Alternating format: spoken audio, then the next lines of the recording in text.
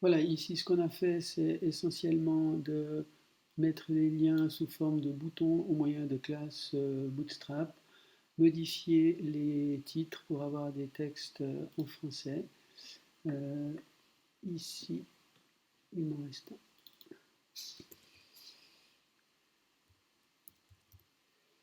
Voilà, on va faire un petit essai. Je vais aller sur j'ai mes boutons maintenant pour modifier, pour enregistrer un changement.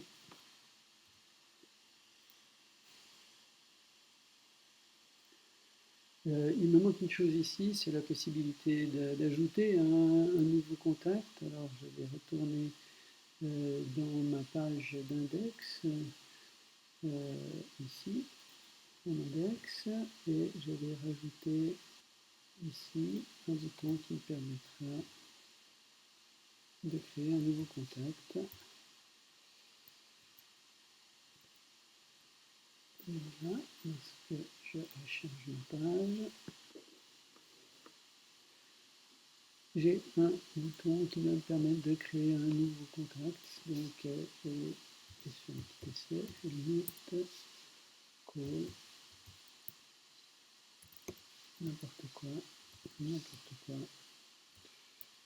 On constate pour l'instant que nous avons des valeurs brutes, mais que dans la page a été générée automatiquement par les scaffolded items une drop-down pour choisir un pays.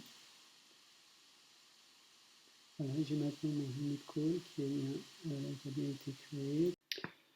Voyons maintenant comment nous allons gérer ce petit problème que nous avons là. Blacklist, c'est un champ booléen, il est affiché 0. D'un point de vue d'interface, ce n'est pas vraiment idéal. On aimerait avoir ici une checkbox. Je vais ici utiliser maintenant certaines particularités de C Sharp qui va nous permettre de convertir. Je vais utiliser en fait les properties pour faire une conversion transparente au niveau du modèle d'un entier en booléen. Je vais également utiliser ici la possibilité qu'offre C# de définir des classes partielles. Dans mon modèle, j'ai des classes ici qui ont été pour la plupart générées. Je vais créer un nouveau dossier. Ce dossier sera destiné à recevoir les classes partielles. Partial classes. Je vais maintenant créer à l'intérieur de ce dossier une nouvelle classe partielle qui sera dédiée à mes contacts.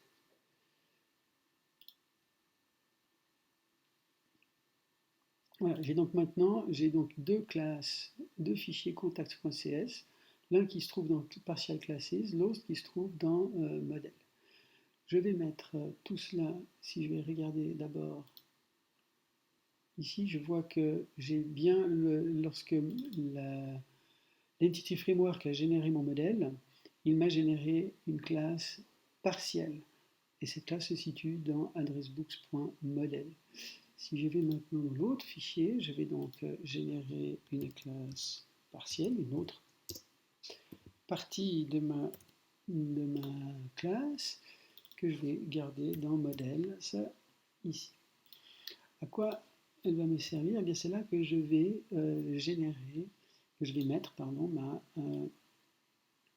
ma property qui me permettra d'accéder à mon booléen. Voilà.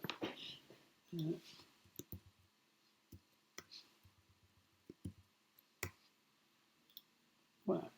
Ma property, ici, je vais lui donner, il faut que je lui donne un nom différent, je vais l'appeler bool blacklist, elle est de type booléen.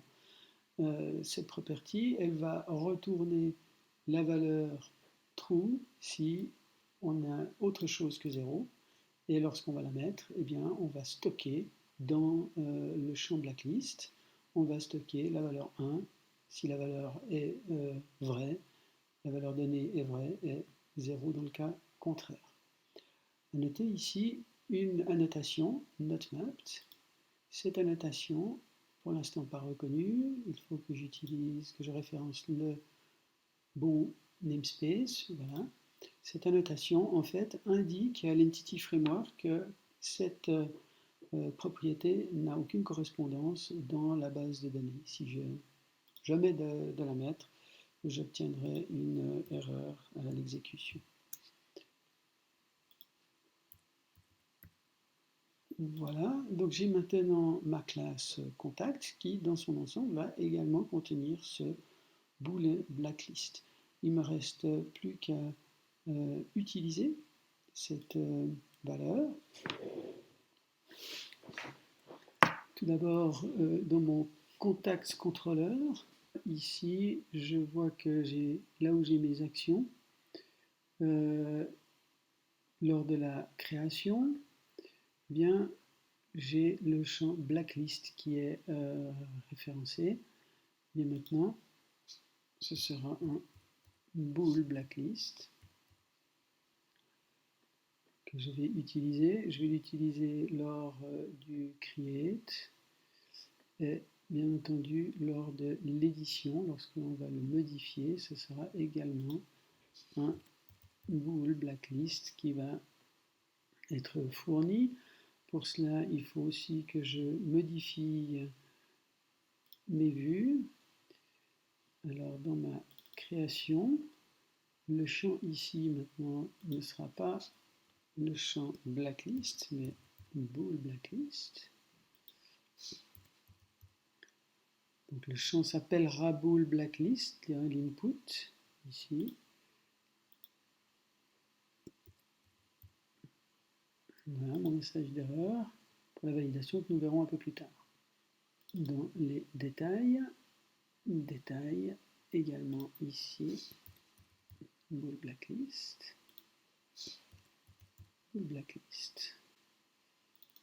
et finalement edit.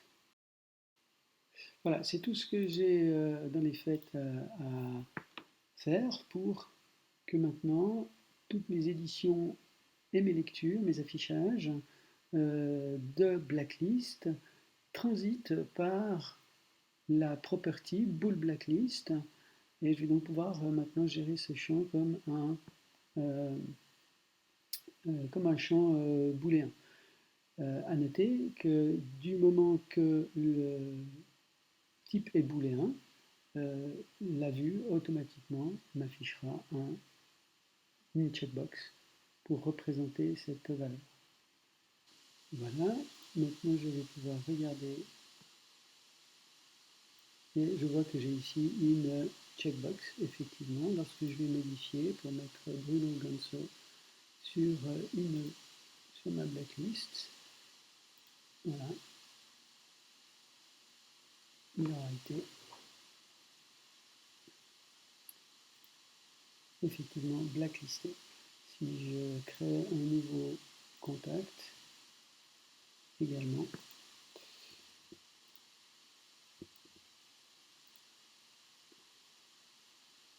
je vais le mettre sur une blacklist. Je vais définir encore cette valeur qui pour l'instant est requise. Voilà, ma personne est blacklistée. Pour la suite, nous allons regarder comment faire la partie genre. Alors là, c'est beaucoup plus facile parce qu'on n'a pas besoin de passer par une transformation de type. Nous allons simplement aller dans notre page de détails. Et là où nous avons notre genre, le name for, ça va être le texte qui va être affiché. Tout ce que nous avons à faire ici consiste à remplacer l'affichage de la valeur directe par simplement un choix de valeur par radio bouton. Donc type radio, le même nom, le nom va être gender, c'est sous cette valeur-là qu'elle va être transmise, la valeur correspondante au bouton choisi, au bouton sélectionné, et ici nous utilisons un opérateur ternaire pour checker déjà, pour sélectionner le bon radio bouton dès le départ, dès le chargement de la page. Dans la page d'édition, la même chose est à faire. Voilà, un petit test. Alors, je vais maintenant regarder un de mes... Voilà, avec un genre homme-femme sous forme de radio-bouton, Isabelle Adjani, femme, Victoria Polster, homme. Voilà, vu le nom, j'ai eu probablement une erreur, je vais le modifier. C'est une femme.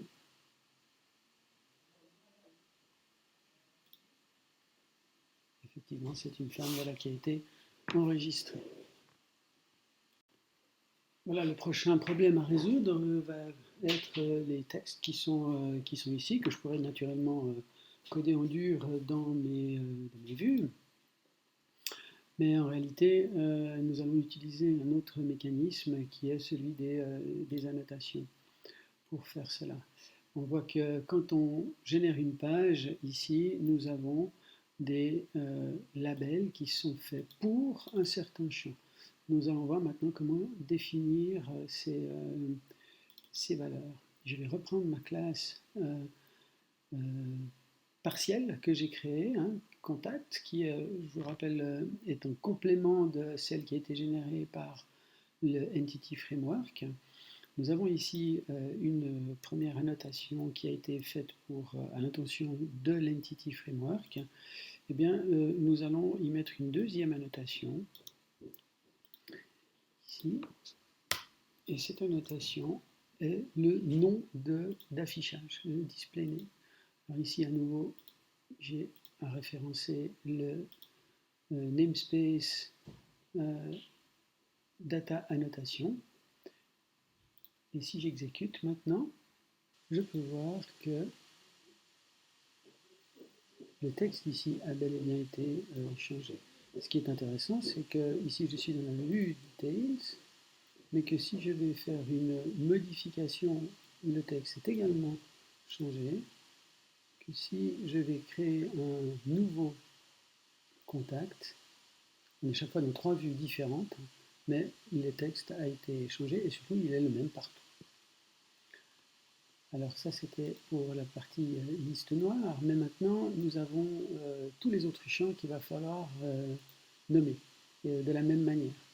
Le problème c'est que ces champs ne sont pas définis dans ce fichier-là, mais dans le fichier issu de l'Entity Framework, et on l'a déjà fait précédemment, ces fichiers on est parfois amené à les régénérer. Donc il serait vraiment malvenu de vouloir faire les annotations ici parce que au moindre changement de base de données, à la moindre régénération de l'Entity Framework, mes changements seraient perdus.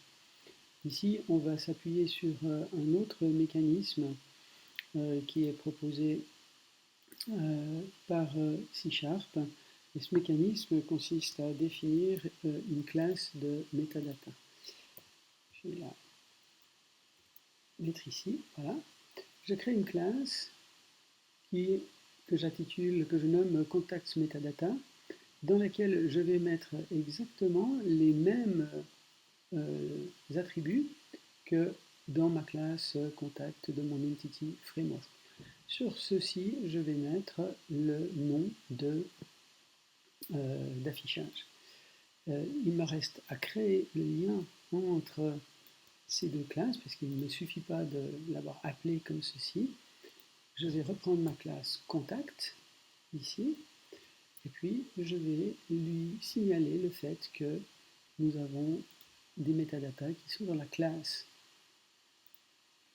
Contacts Metadata. Voilà, donc on définit une classe où on va mettre nos valeurs, et nous créons le lien avec la notation modèle metadata type pour dire quelle est la classe qui va définir les métadatas. Voilà, je vais éditer ou visualiser prénom, nom, téléphone, courriel, listener, genre, pays. À nouveau, ici, dans la vue de détail, mais également dans la vue de modification. Nos champs ont été renommés. Naturellement, dans la création, je vais également les retrouver. Finalement, nous allons utiliser nos annotations dans un autre but, qui est celui de valider les données lors de leur saisie.